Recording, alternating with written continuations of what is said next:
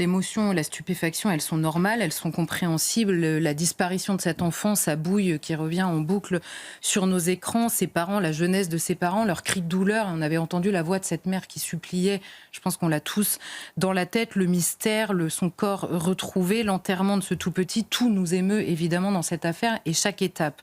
Alors évidemment, même les mots des grands-parents qui sont aujourd'hui en garde à vue, souvenez-vous, au moment de l'enterrement, ils demandaient à ce que le silence prenne fin et qu'enfin la vérité éclate sur cette affaire.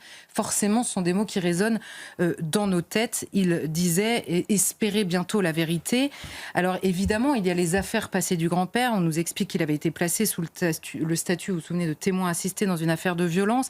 Mais qu'est-ce que ça veut dire exactement? Est-ce que ça fait de lui un coupable dans cette affaire? Est-ce que ça fait de lui le meurtrier de son petit-fils? Les éléments, évidemment, s'arrêtent là dans l'explication.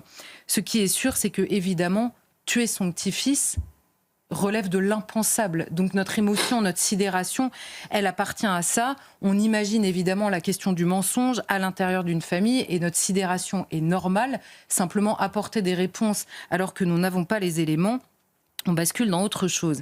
Et vous l'avez dit, à la nouvelle glaçante de ce matin, de ces gardes à vue, il y a l'information du suicide du prêtre proche de la famille.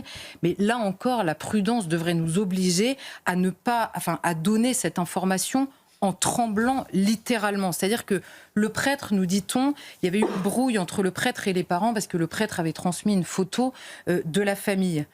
Si le prêtre a transmis une photo de la famille, la colère ou la brouille ou l'énervement entre les parents, les grands-parents et ce prêtre peut être compréhensible. Elle ne pousse pas quelqu'un au suicide, en tout cas elle ne l'explique pas aujourd'hui. En tout cas moi, je suis incapable de l'expliquer comme ça.